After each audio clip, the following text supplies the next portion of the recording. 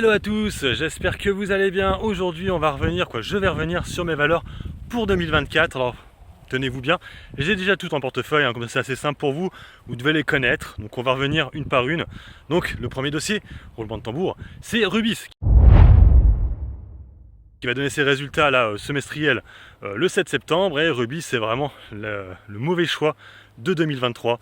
Là c'est clair et net, j'ai fait un switch avec Total Energy, ça s'est complètement retourné contre moi et du coup je suis en très grosse moins-value sur Rubis. Bien sûr j'ai touché le dividende, mais j'ai remarqué qu'effectivement c'est un dossier à dividende. Dès que les gens ont touché le dividende, ils se barrent, ils ne reviennent plus dessus. Donc on était à 26 € juste avant le dividende, comme l'année d'avant, c'est exactement pareil, c'était un copier-coller et on est redescendu quasiment à 20 € sur le dossier. Il est clair et net que bon, pour l'instant c'est pas un dossier qui donne envie d'acheter par les investisseurs, ça ne bouge pratiquement pas. Là on voit qu'actuellement il y a une petite spéculation qui se met en place parce que les résultats qui vont arriver bientôt, donc ça spécule. Malheureusement c'est que dès que les résultats vont tomber, comme un peu souvent, ça risque de chuter, malheureusement de nouveau, donc il va falloir encore attendre. Donc pour moi c'est à valeur 2024 pour attendre le prochain dividende et essayer de me sortir de cette espèce de gros pétrin qui ne veut pas monter. Je rappelle que ça fait 5 ans que le dossier n'arrête pas de chuter. Autre dossier, Téléperformance. Oui, ça c'est au CAC 40, Téléperformance qui téléperforme pas du tout, qui n'arrête pas de chuter, grosse moins-value aussi sur ce dossier, c'est ma plus grosse moins-value actuellement, même ça remonte actuellement, C'est vrai que là ça fait quelques temps, je vois que ça remonte pas mal. Pour moi en fait, quand ça va vraiment repasser au-dessus des 200 €, ce sera quand ils auront fait l'acquisition de Majorel et que les résultats commenceront à être très bons, ou je sais pas en fait. Faut savoir en plus quand une société rachète une société, en fait c'est pas comme ça que ça marche en fait. En général, ça spécule, les gens ils sont contents et après les résultats sont moins bons que prévu et ça rechute. Là c'est pas trop comme ça, j'arrive pas trop à comprendre, mais je pense que voilà, en 2024 on devrait être un peu plus haut, que je pense qu'on pourrait atteindre les 200 €, 250 peut-être même, mi-2024, voilà. Mais bon, ça après, alors, ouais. Après je sais pas, franchement, j'ai vu que aussi avec tout ce qui a rapport avec la modération sur internet, c'est vrai que bon, c'est un peu leur taf aussi de faire de la modération. On a vu que, mais il n'y a pas que en fait, c'est ça le truc, ils sont concurrentiels. Donc à voir. Peut-être que des plateformes comme X, YouTube vont utiliser Téléperformance pour faire de la modération, peut-être, mais c'est pas sûr du tout. À voir. Peut-être qu'ils vont faire de la prestation et du coup il y aura un chiffre d'affaires à faire. Bref, on verra bien. En tout cas, pour l'instant, c'est une grosse moins-value. Téléperformance, et pour l'instant, ce n'est pas 2023. C'est le pire dossier 2023 du CAC 40. Autre dossier 2024, Unibaron-Co.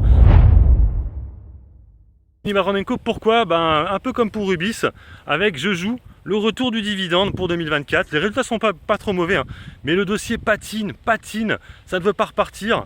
On est actuellement toujours en dessous des 50, ça ne veut pas, rappelez-vous, en 2022, il me semble, oui c'est 2022, on était quasiment à 70. Et là actuellement on a du mal à repasser au-dessus des 50. Je rappelle que Unibaron-Co, avant la crise, on était à 120 €. Donc c'est vrai qu'il y a vraiment un gros problème à cause des scissions. Donc je joue le retour du dividende en 2024 et du coup un bon petit gain, une belle plus-value. Ensuite, Pierre et Vacances. Alors là pour le coup c'est plutôt un trade qui s'est mal déroulé pour moi. Pierre et Vacances, en fait je jouais cet été les vacances, ça n'a pas vraiment marché. On a vu que toutes les valeurs de ce secteur se sont effondrées. L'année dernière elles avaient bien monté, cette année ça n'a vraiment pas été le bon plan, que ce soit Compagnie des Alpes, que ce soit Air France KLM et Pierre et Vacances, et la seule qui s'est maintenue c'est Accor. Donc je pense que pour 2024 avec les Jeux Olympiques ça devrait repartir quand même. On rappelle que Pierre et Vacances ils ont Adagio, donc les hôtels. Et il y aura certainement devenu... Mais après c'est compliqué les Jeux Olympiques, c'est pareil.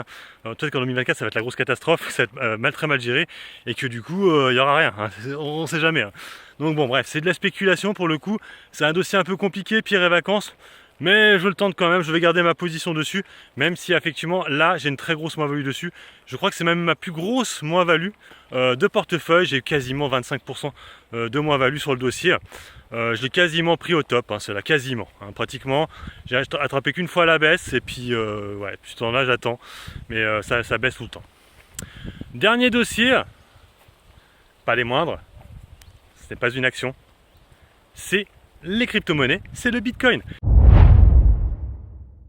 Effectivement, 2024, vous savez, il y a le halving sur le Bitcoin et normalement on devrait avoir un Bitcoin qui reprend un peu des couleurs. Bon, on est déjà assez haut actuellement, on est à 25 Là, au moment où je fais la vidéo, on commence à remonter déjà, on a 27 000 $.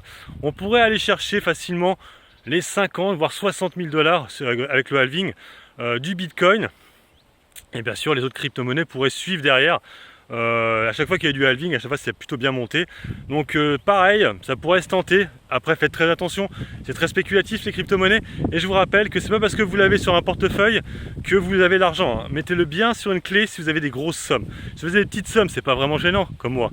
Mais si vous avez des très grosses sommes, mettez-le bien sur une clé. Parce que sinon, si la société où vous avez mis l'argent fait faillite, pour récupérer l'argent, c'est assez compliqué. Voilà, sur ce, je vous laisse. N'hésitez pas à mettre un commentaire sous la vidéo pour me donner un beau valeur pour 2024. Allez, sur ce, je vous laisse. Bon investissement, bon trade. Ciao, ciao.